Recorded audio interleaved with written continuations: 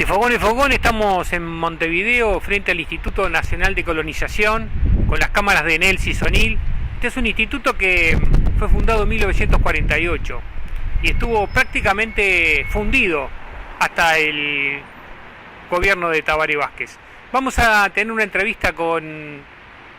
el ingeniero Andrés Berterreche, el presidente de este Instituto de Colonización en Montevideo. Ustedes mandan. Estamos con Andrés Berterreche, el presidente del Instituto Nacional de Colonización. Andrés, muchas gracias por recibirnos en tus oficinas. La primera pregunta que nos gustaría es, el término reforma agraria tiene desde el artiguismo diversas interpretaciones, ¿verdad? ¿No me haces un breve repaso histórico de ese concepto y detenerte un poquito en lo que es hoy esto del bien social de la tierra? Sí, y es correcto. Desde el reglamento de tierras de 1815 hasta el día de hoy, el Uruguay siempre ha tenido sobre el tema de la tierra, aún sin el conocimiento de la buena parte de los ciudadanos, una gran lucha por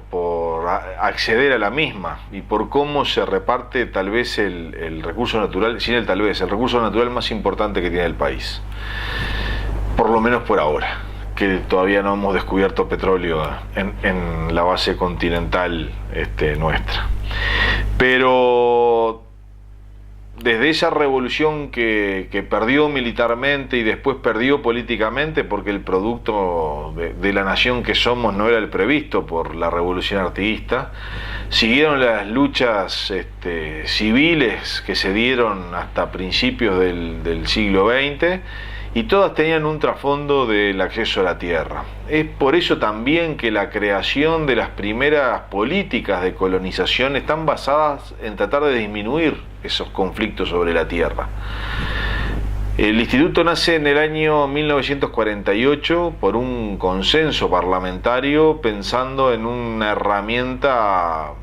más allá del término colonización, que puede ser algo viejo para lo que es, como se conoce, pero en esencia tenía que ver con una reforma agraria, con una priorización del trabajador rural y del asalariado y el productor familiar, con el acceso hacia una convicción más de carácter agrícola, que se contraponía con el latifundio ganadero que había en ese momento. Es así que hay unos vaivenes que tienen que ver con los gobiernos que se dan en cada época, y si bien estuvo cuestionada el tema de colonización en la crisis del 2002, hasta se planteó cerrarlo, a partir de 2005 se hace un nuevo esfuerzo y se lo impulsa como una verdadera herramienta de reforma agraria, con un elemento de convicción superior. Nosotros decimos que el concepto de reforma agraria es un concepto que, si bien en algunos casos tiene vigencia, hoy estamos por un concepto superior, que es el de desarrollo rural, que implica no solamente dividir la tierra en cuadraditos y dársela a alguien que la trabaja, sino pensar que toda la tierra es un bien social, es una propiedad social que desde el Estado se maneja, pero la usufructúan productores privados, y que por lo tanto le rinden cuenta, el Estado los protege dándole la tierra, pero también le rinden cuenta al Estado en términos de sus obligaciones como colonos. Ese es un nuevo concepto en el cual la tierra pertenece a todos, pero el usufructo pertenece al que la trabaja. Es decir, cambiamos la consigna de tierra para el que la trabaja por usufructo de la tierra para el que trabaja, propiedad de la tierra de todos los ciudadanos. Es un concepto que nosotros consideramos históricamente superior, que va mejorando, y además que hace que la población defienda, debería defender la propiedad esta, que en definitiva implica también, además de soberanía alimentaria, independencia de los trabajadores, posibilidad de sustentabilidad en el tiempo, implica soberanía nacional, ¿no? Es decir, en un contexto donde los procesos de concentración van indisolublemente unidos a los de extranjerización, el hecho de la presencia del Instituto Nacional de Colonización comprando y enajenando tierra para entregarle a asalariados rurales y productores familiares en el territorio, en ese concepto no de propiedad sino de usufructo, es verdaderamente un concepto de soberanía. El Instituto Nacional tiene casi 2.000 millones de dólares de patrimonio. ¿Cómo se llegó a esa cifra y qué es lo que es, cómo es la rentabilidad de ese patrimonio? Lo fundamental del instituto es, su función fundamental es adquirir tierra, administrar tierra y dársela a ciudadanos que estén dispuestos a cumplir con las obligaciones que tiene un colono, que es producirla directamente, vivir en el campo, tener el pago de la renta al día, ese tipo de obligaciones. Y en realidad se viene con un proceso de acumulación no lineal, donde en los últimos años fue evidentemente un esfuerzo muy fuerte que se le dio al instituto desde el punto de vista de las inversiones en tierra. Podríamos decir que en el periodo anterior, 2005, 2009 inclusive, fue el mayor balance de compra de tierra. Si bien pudo haber otra etapa histórica en el país que se compró más tierra, también se vendió tierra del instituto. En el caso de la administración pasada se compraron 45.000 hectáreas y no se vendió tierra del instituto. Para este periodo 2010-2015, principio del 2015, estamos planificando crecer en un 20% más del periodo anterior, que fue histórico, es decir, aumentar sensiblemente la capacidad de compra para generar una respuesta a una demanda creciente, que es un problema que yo siempre digo, es un lindo problema a resolver. Hay muchos orientales que quieren quedarse a vivir en la tierra, de la tierra y dentro de un marco de desarrollo rural. En ese marco es un esfuerzo importante, el Estado viene generando recursos para que el instituto pueda comprar tierra. Hoy tenemos alrededor de unos 30 millones de dólares al año específicamente para compra de tierra, y en realidad si bien esto se pasa a los colonos en forma de arrendamiento y se les cobra una renta, esta renta es subsidiada, es alrededor de un 50% de la renta de mercado, y el objetivo no es generar recursos, sino tener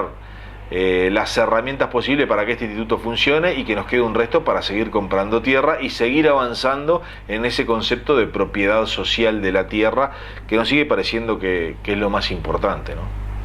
Si uno tuviera que visualizar, para uno de la ciudad es difícil saber qué es una hectárea, cuántos son 1.000 hectáreas, si tuviéramos que visualizar cuánto es el territorio así en un departamento que tiene hoy en propiedad el Instituto Nacional de Colonización, ¿cómo lo veríamos en un mapa? Y si incluimos, además de la propiedad del instituto, lo que es afectado a la ley, es decir, que son colonos propietarios, que están incluidos dentro de la ley, si bien la propiedad es de ellos y no del instituto, podríamos decir que tenemos 10 veces el departamento de Montevideo en tierras manejadas por este instituto, o una superficie similar al departamento de Flores. Realmente es un elemento importante. De todas maneras, yo considero que seguimos siendo marginales en un mercado de tierra importante, y mi aspiración es que el instituto por lo menos tenga un 10% de la tierra nacional esté en propiedad social y adjudicada a colonos en carácter de usufructuarios. Andrés, en estos 3 años y pico de gestión, contanos 2 o 3 anécdotas que te hayan impresionado, que hayan sido así como joyitas de tu experiencia en esta dirección, en esta presidencia. La verdad que tendría una serie de experiencias realmente exitosas y exitosas y emotivas. Vamos a contar de dos tipos diferentes. Una de la colonización clásica de carácter individual, una fracción individual. Hace un tiempo había un lechero familiar, un tambero, buen productor, que lo estaban desalojando de la superficie que tenía, y él en una revista dice: mi última esperanza es el Instituto de Colonización. Y se había presentado a varias fracciones y por una cosa o por otra siempre quedaba en segundo lugar, en tercer lugar, hasta que quedó en una fracción. Esa fracción era una fracción de apenas 35 hectáreas. Él y su familia fueron a vivir y a producir en una pequeña fracción de 35 hectáreas, que para el sector productivo nacional es chica. Es decir, hay que pensar que el promedio andan de 100, 150, en la lechería 80, 100 hectáreas. 35 hectáreas era una fracción muy pequeña que difícilmente se podía pensar como productivamente viable, más a la capacidad productiva que tiene el país. A los 2 años, que es cuando se termina el precariato, la parte de prueba del colono, lo fuimos a visitar y esperábamos encontrar un hombre agobiado por los problemas y por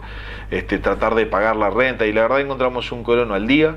un colono que vivía en una linda casa, dignísima con su familia, que tenía su tambo, que tenía todo el campo plantado, que tenía tractores de esos buenos tractores, que tenía hasta un autito para movilizarse, que podía vivir más que dignamente, y la satisfacción de un hombre que posiblemente iba a terminar viviendo en los cinturones marginales de la ciudad como un productor familiar que ordeñaba 20, 25 vacas al doble de rendimiento del promedio nacional, y que realmente se había hecho algo, que había recuperado un oriental que quería quedarse allí. El otro ejemplo es el otro extremo, en un nuevo tipo de colonización diseñada ya en la administración anterior y que nosotros profundizamos en los sistemas de gestión colectiva asociativa, es decir, donde el acceso a la tierra es de carácter asociativo, se gestiona en forma de grupo. En ese marco, hace un par de años, fuimos llamados por un grupo de productores, Tierra para Todos, muy combativos, muy peleadores, y bueno, nos dijeron: no vayas porque vas a tener problemas ya. Y bueno, nos fuimos y nos metimos y nos peleamos fuerte con esos productores. Y intercambiamos con dureza. Ellos nos adjudicaban casi que frivolidad en nuestras acciones, y nosotros decíamos que ellos además no estaban lo suficientemente organizados como para ingresar a una fracción del instituto. Afortunadamente teníamos una fracción en la zona de influencia de ellos, una fracción dura,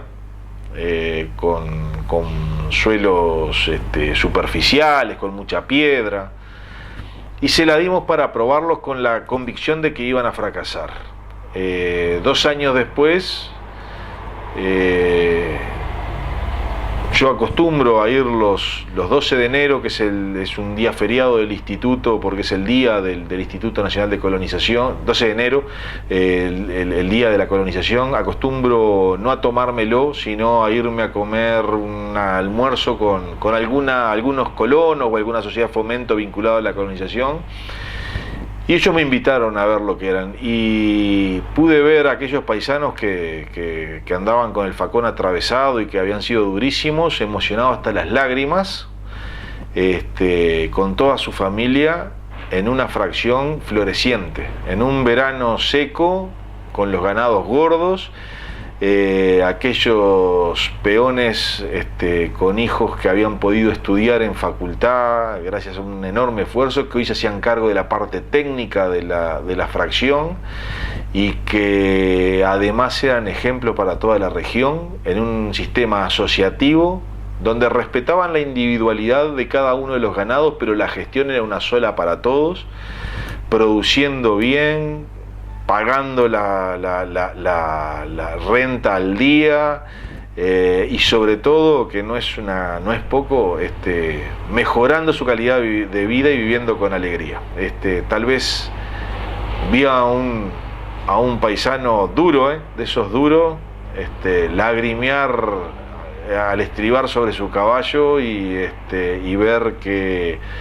dejó de ser un peón en los caminos, un pastor nómada, para ser un productor familiar con orgullo y dignidad en tierra del Estado. Muchísimas gracias. Por favor, a las órdenes.